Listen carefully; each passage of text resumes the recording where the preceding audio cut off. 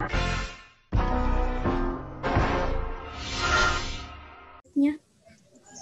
Cak, sudah terlihat. Ya. Tapi dok, izin memulai dok. Bismillahirrahmanirrahim. Terima kasih banyak kepada pembimbing kita pada hari ini, Dr. Muhammad Ikhwan Kurniawan, spesialis mata yang telah menyediakan waktunya. Tapi dok, langsung izin memulai. Jadi portofolio yang akan saya bawakan pada hari ini dengan judul miopia.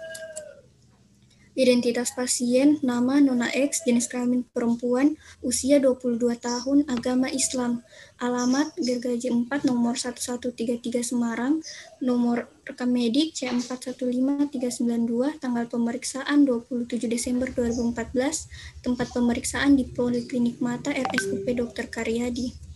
Anamnesis keluhan utama, penglihatan kedua mata kabur. Riwayat perjalanan penyakit kurang lebih 1 tahun sebelum masuk rumah sakit, pasien mengeluh penglihatan kedua mata kabur, terutama pada saat melihat jauh. Mata kanan terasa lebih kabur dibandingkan dengan mata kiri. Mata merah tidak ada, keluar air mata tidak ada, pandangan silau tidak ada, kotoran mata tidak ada. Pandangan terasa lebih jelas bila pasien memincingkan mata dan pusing tidak ada. Pasien sering membaca sambil tiduran, aktivitas di depan komputer, dan menonton televisi lebih dari 1 jam per hari tanpa istirahat. Pasien datang ke klinik mata swasta dan diberikan kacamata, namun pasien sering tidak menggunakan kacamata tersebut saat beraktivitas. Dalam waktu kurang lebih 1 bulan terakhir, pasien merasa tidak nyaman saat menggunakan kacamata tersebut. Riwayat penyakit terdahulu, riwayat trauma mata disangkal, riwayat operasi mata disangkal, riwayat DM disangkal, riwayat hipertensi disangkal, riwayat pemakaian kacamata minus kurang lebih 1 tahun sebelumnya, dan pasien lupa ukuran kacamata yang digunakan saat itu. Riwayat pengobatan, pasien datang ke klinik mata swasta dan diberikan kacamata 1 tahun yang lalu. Riwayat penyakit keluarga, ayah pasien menggunakan kacamata minus, ibu pasien menggunakan kacamata minus, dan riwayat sakit kencing manis pada keluarga disangkal. Riwayat sosial ekonomi, pasien adalah seorang mahasiswa dan belum menikah. Ayah pasien bekerja sebagai PNS dan ibu pasien ibu rumah tangga. Biaya pengobatan ditanggung sendiri dan kesan sosial ekonomi cukup.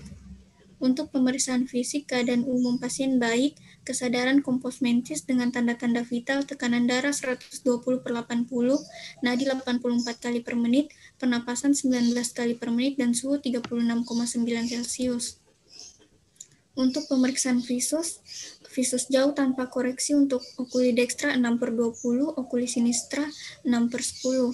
Koreksi okuli dextra speris negatif 0,75 dioptri, dan untuk okuli sinistra speris negatif 0,5 dioptri.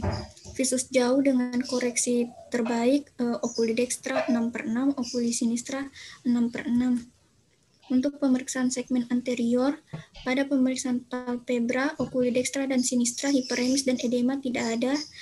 Pemeriksaan aparatus lacrimalis okuli dextra sinistra, lakrimasi tidak ada. Silia okuli dextra dan sinistra, sekret tidak ada. Konjungtiva okuli dextra dan sinistra, hiperemis tidak ada. Kornea okuli dextra dan sinistra jernih. Bilik mata depan okuli dextra dan sinistra normal.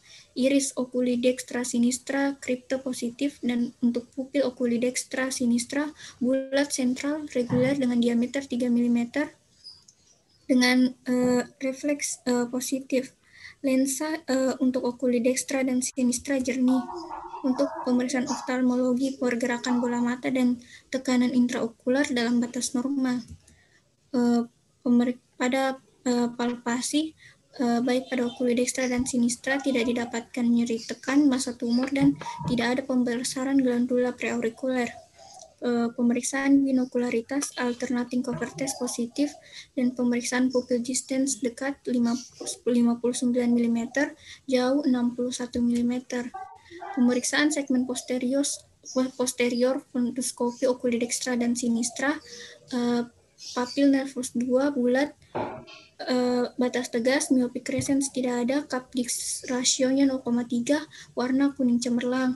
Fasa untuk arteri vein ratio 2/3, perjalanan dalam batas normal. Retina, edema tidak ada, perdarahan tidak ada, eksuda tidak ada, dan tigroid tidak ada. Makula refleks foveal positif cemerlang.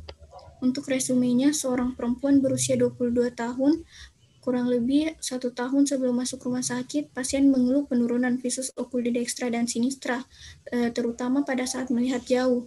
Oculi dextra terasa lebih kabur dibandingkan dengan oculi sinistra. Hiperemis, lakrimasi, dan fotofobia dan sekret tidak ada. Pandangan terasa lebih jelas bila pasien mengakomodasikan oculi dextra dan sinistra. Pusing tidak ada. Pasien rutin beraktivitas jarak dekat. Pasien telah diberi kacamata minus namun sering tidak digunakan. Kurang lebih 1 bulan terakhir, pasien merasa tidak nyaman saat menggunakan kacamata tersebut. Pada pemeriksaan oftalmologi didapatkan visus oculi dextra 6/20 dengan koreksi Sperris minus 0,75 dioptri, visus oculi dextra menjadi 6/6. Untuk visus oculi sinistra 6/10 dengan koreksi Sperris minus 0,5 dioptri, visus oculi sinistra menjadi 6/6. Diagnosis oculi dextra sinistra miopia ringan dengan diagnosis banding astigmatisme. Tata laksana di sini resep kacamata sesuai dengan koreksi, yaitu untuk mata kanan dengan Sperris dioptri minus 0,75 dan untuk mata kiri Sperris dioptri minus 0,5. Prognosisnya quo ad functionam ad bonam, quo ad sanam dubia ad bonam, quo ad cosmeticam ad bonam, quo ad vitam ad bonam. Terima kasih. Saya kembalikan ke moderator.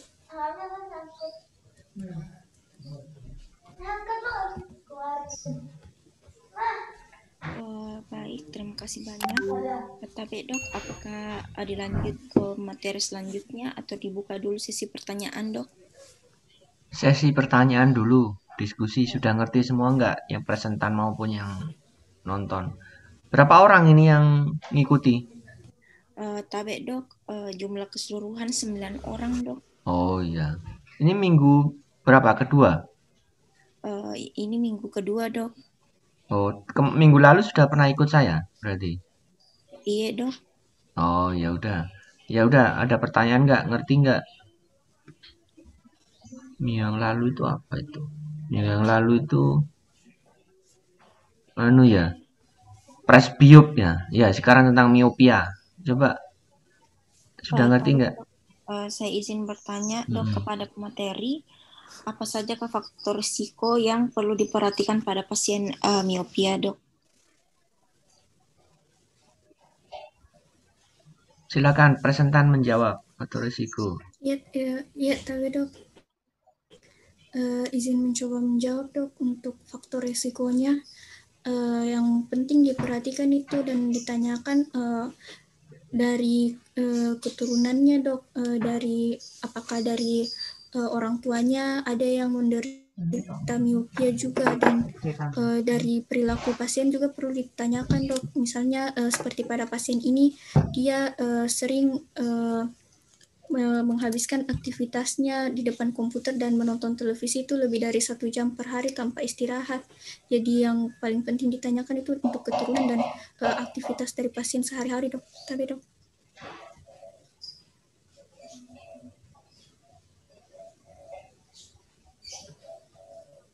Ya, yang penanya gimana? Oh iya, terima kasih Ngerti? banyak. Iya, ngerti. dok.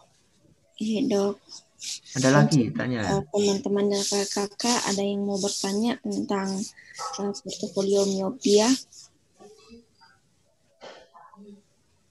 Tapi persilahkan.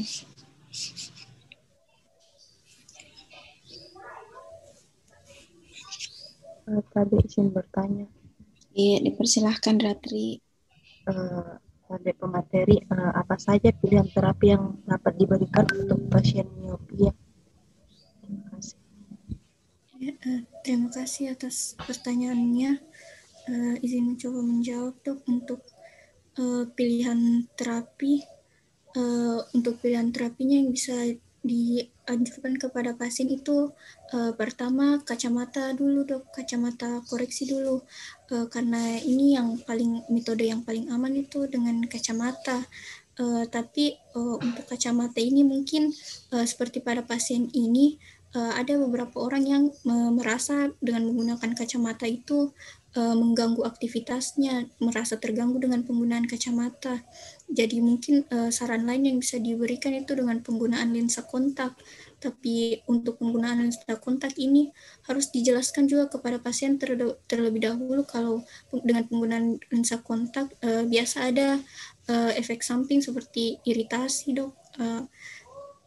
Kalau misalnya ada resiko mata merah dan resiko infeksi juga pada penggunaan lensa kontak. Dan pilihan terapi lainnya itu bisa dengan bedah, Dok. Misalnya dengan pembedahan metode lasik, Dok. Tapi, Dok.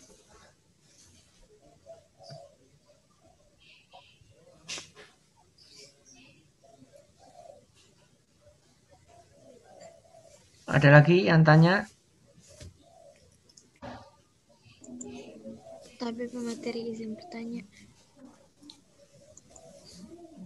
Iya, silakan. Pada pasien ini bagaimana sebaiknya kita follow up? Mungkin seperti itu. Terima kasih. Ya, terima kasih atas pertanyaannya. Untuk follow up-nya mungkin bisa diminta pasiennya untuk datang kembali lagi memeriksakan visu setiap 6 bulan untuk dilihat progresivitas miopianya ini apakah minusnya bertambah atau tidak. Bisa juga mungkin diedukasi kepada pasien mengenai aktivitasnya yang seperti di depan komputer dan menonton televisi tadi untuk lebih dikurangi agar miopnya ini tidak bertambah. Tapi, Dok, mohon arahannya, Dok. Nah,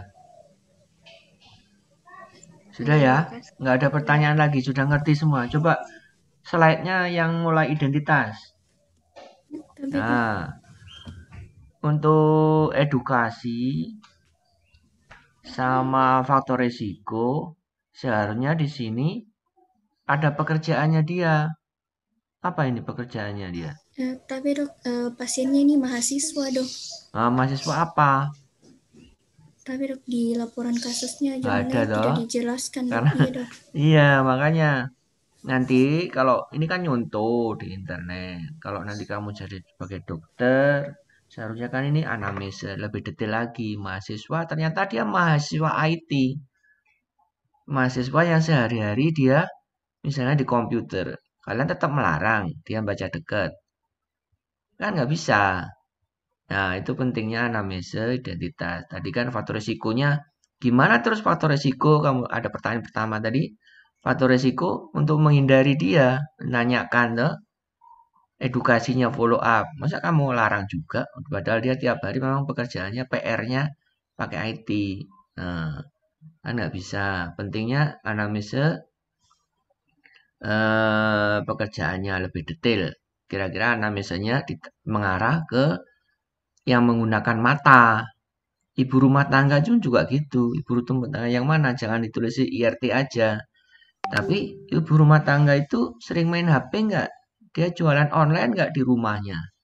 Nah, kalau menggunakan HP tiap hari kan edukasinya beda. Artinya kalau dia memang risikonya HP, risikonya komputer dengan mahasiswa di komputer terus, ya edukasinya diimbangi dengan kegiatan di luar ruangan.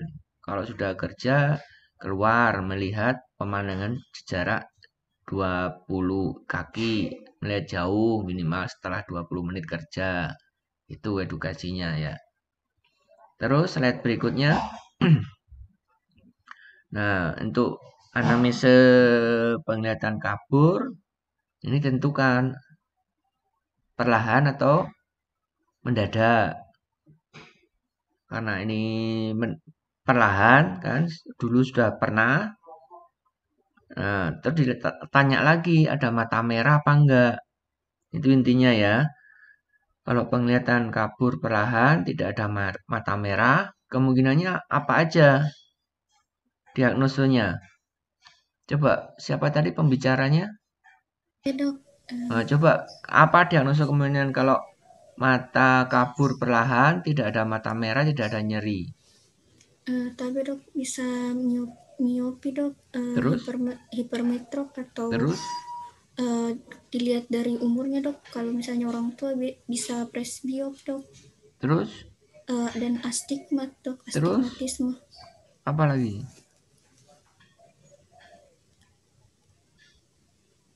Kabur perlahan mata tenang. Apa? Yang lainnya bisa bantu? Cabai katarak dok. Ya, katarak bisa. Terus apa lagi? Retinopati diabetes. Glaukoma dok. Glaukoma apa?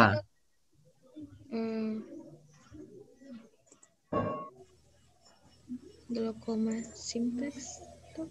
Yang jelas glaukoma kronis. Kan ini kaburnya perlahan. Ya, kabur perlahan mah tenang. Glaukoma kronis itu nggak merah. Terus apa lagi? Yang tadi nanti membacakan retinopati? Retinopati diabetes. Itu masuk. Ya, retinopati diabetes, retinopati hipertensi, dan kelainan retina yang lain perlahan-lahan. Jadi mikirnya gitu. Anamnesa dulu kabur. Kaburnya perlahan. Tidak merah, tidak ada kotoran, tidak ada silau, tidak berair. Nah, kemungkinannya kelainan refraksi, kelainan lensa, kelainan vitreous, kelainan retina. Ya, itu. Kemudian memicingkan mata. Ya, kalau memicingkan mata itu khas. Memicingkan mata itu artinya dia tidak bisa melihat jauh, lebih jelas kalau memicingkan mata, pinhole, berarti rabun jauh. Itu. Ya. Terus slide berikutnya. Itu risikonya. Nah, tidak pernah trauma, tidak pernah operasi, tidak DM, tidak hipertensi. Pernah pakai kacamata. Terus slide berikutnya. Keluarga. Ada, berarti ada genetik. Ya, bapak dan ibu. Keluarga diabetes tidak ada. Ini tadi pekerjaannya tuh mahasiswa. Slide berikutnya. Ya, normal semua terus. Nah, kalian harus bisa menggunakan trial lens. Ini kan menggunakan mengukur visus jauh, kemudian dikoreksi.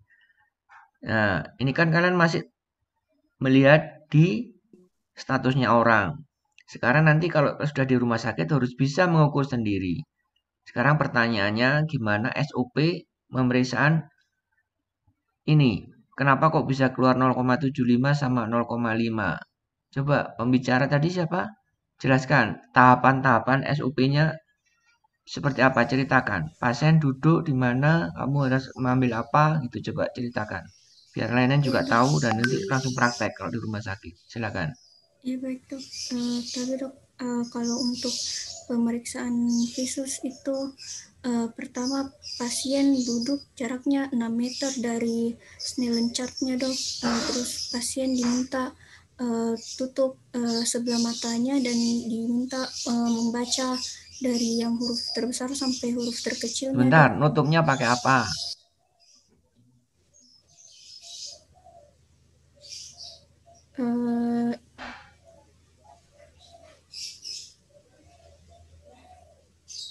Kalau di rumah sakit, kalau di puskesmas, nutupnya pakai frame trial lens, ya. Tahu, nanti cari gagang lensa ini yang kosong. Nah, kayak gini. Nah, nanti itu dipasangi lensa ukurannya. Ada tutup, ada pinhole gitu. Pakai occluder ya. Pasien duduk jarak 6 meter, pakai trial frame, pasang tutup. Ya, ditutup pada mata kiri dulu. Ya, ditutup bukan pakai tangan, langsung kalau di puskesmas atau di rumah sakit. Ya, terus lanjut setelah ditutup. Diminta pasiennya mencoba membaca dari huruf terbesar sampai huruf terkecilnya dok. Ya, dia bisa E, D, E, terus sampai tengah-tengah tidak bisa. Pada jarak berapa? Kamu lihat gimana? Yang bawah apa yang atasnya? Kamu lihat yang nggak bisa itu ada 6/20 tulisannya. Iya, gitu. Iya dok. Ya, terus apa yang kamu lakukan selanjutnya? Jadi sampai batas tengah-tengah 6/20. Kalau sudah dok, dengan yang trial lensnya tadi dok dipasangkan yang trial frame-nya dok, dikoreksinya itu misalnya dicoba dulu dari di lensa yang dipasang lensa yang dicoba dari yang misalnya minus 5 dioptri dulu dok. Dilihat apakah pasiennya sudah bisa membaca visusnya itu sudah sampai yang 6/6 atau tidak dok. Kalau belum diganti lagi lensanya dok, dicoba dok sampai koreksinya itu 6/6 dok. Ya, coba saya jelasin lagi ya. Jadi begitu dia nggak bisa lihat yang lebih kecil di bawahnya, kalian ambil lensa yang pecahan 0,25. Setiap lensa itu seperempat naiknya. Kalian ambil pertama itu yang plus 0,25, bukan minus dulu. Ya, SUP-nya gitu. Karena kemungkinan bisa hipermetrop dia. Miopia juga bisa. Makanya supaya nggak lolos, plus dulu. Ditanya pasiennya. Dipasang di sini, di depan matanya, tambah terang apa enggak? Kalau tambah terang, berarti cocok. Kalau enggak terang, lepas lagi. Lebih enak mana, Kak? Ternyata tambah kabur, dok. Berarti salah. Ambil plus tadi. Kita ambil minus 0,25. Pasang. Oh, tambah terang, dok. Kalau gini nggak enak. Ya, ini tambah terang berarti cocok. Nah, terus suruh baca. Nggak sampai bawah lagi, naikkan lagi jadi 0,5 setengah, pasang lagi. Belum sampai 6/6, ambil lagi yang lebih besar lagi, seperempat, 0,75. Cocok dia sampai huruf yang paling kecil, yang ditulisan 6/6. Itu. Ya. Kemudian setelah itu, ambil lagi plus 0,25. Untuk ngoreksi kelebihan apa enggak. Tempelin di depannya 0,25. Tadi kan ada 0,75. Ya kan? Lihat 0,75. Terus tempelin lagi plus 0,25. Plek. Lebih enak mana? Ditambah ini apa dilepas? Gitu. Nah, kalau lebih enak dilepas, artinya dengan 0,75 berarti udah cocok, nggak kelebihan. Gitu. Demikian juga yang satunya. Terus diganti. Ini tetap ada 0,75, occludernya tutupnya pindah ke sini. Nah, terus ini coba juga kayak tadi. Naik seperempat, dicoba plus 0,25. Kemudian dibuka dua-duanya. Ya, susah bayangin, nanti lebih baik praktek aja ya. Pokoknya seperti itu. Jangan lupa. Nggak semua rabun jauh itu minus. Bisa juga koreksinya plus. Itu yang penting. Terus slide berikutnya. Nah, kalau kelainan kita curiga kelainan refraksi dan visusnya dikoreksi 6/6, berarti ini semua akan normal. Ya, slide berikutnya. Nah, mengukur gerak bola mata bisa ya. Gerak bola mata harus bisa, indentasi siot juga bisa. Nanti waktu di rumah sakit aja praktek. Terus, nah, setelah dua mata ketemu ukurannya, diperiksa alternating cover test. Untuk apa? Terus diperiksa pupil distan. Gimana prosedurnya? Gimana? Alternating cover test dulu. Alternating cover test dok, untuk dibandingkan kedua matanya dok, bergantian dibandingkan dok, dibandingkan yang mana yang paling jelas matanya dok. Oh, bukan. Alternating cover and cover test itu untuk melihat dia seimbang atau enggak. Dia bisa menggunakan kedua matanya apa enggak. Tadi setelah dikasih 0,75 sama 0,5 minus, dia bisa ngelihat jelas enggak, pusing apa enggak, seperti itu. Terus ditutup cover and cover test. Nanti ada tekniknya itu. Untuk melihatnya ada juling apa enggak, ada strabismus apa enggak, gitu. Ya, cover and cover test. Kemudian, gimana cara meriksa pupil distan jauh sama dekat? Ceritakan. Ya dok, tapi dok kalau pemeriksaan pupil distance dok, dia dengan diminta pasiennya untuk melihat lurus, misalnya yang mau diperiksa mata kirinya, diminta pasien tutup mata kanannya, terus diminta pasiennya melihat lurus ke matanya pemeriksa dok. Terus terus penggarisnya di pupil pasien dok, diukur yang di pasnya 0 mm penggarisnya dok. Baru setelah itu diukur lagi yang sebelahnya dok, dari pupil kiri ke yang pupil kanannya dok. Itu untuk yang pemeriksaan pupil distance. Pupil bagian apa? Bentar. Kalau pupil itu kan bisa buka, bisa melebar, bisa mengecil. Jadi prosedurnya pasien duduk di depan pemeriksa berhadapan-hadapan. Ambil senter. Pasien disuruh melihat ke belakang kita, melihat jauh. Dari senter itu akan kelihatan bayangan senter di kornea, di puncak kornea. Ada lampu bayangan tuh lepas, enggak akan kelihatan bayangan refleks corneal image-nya center. Kemudian dari situ kalian ukur antara mata kanan sama mata kiri. Mata kanan sama mata kiri kalian ukur dengan refleks kornea itu. Refleks bayangan puncak kornea dari center. Nah, dengan pasien melihat jauh, nggak usah ditutup. Tadi kok ditutup katanya. Kedua mata buka, melihat jauh, ambil center, bayangan center di kornea itu diukur. Pasien melihat jauh itu jaraknya 61. Kalau disuruh melihat dekat, jarak baca 30, baru 59 dengan teknik yang sama. Itu bedanya jauh sama dekat 2 mili. Kalau nggak ada center, bisa juga jarak limbus, ya, jangan pupil. Kalau bisa tengah pupil ini ngelihatnya pakai center tadi. Kalau limbus lateral mata kiri sama medial mata kanan diukur atau sebaliknya. Limbus ya dipakai ya. Tepi antara kornea dengan konjungtiva. Tuh. Posisinya sama. Coba slide berikutnya. Nah, ini kesimpulan tadi toh. Ya, sudah lanjut. Nah, kenapa kok didiagnosa banding astigmat? Iya dok, didiagnosa banding dengan astigmat dok karena pada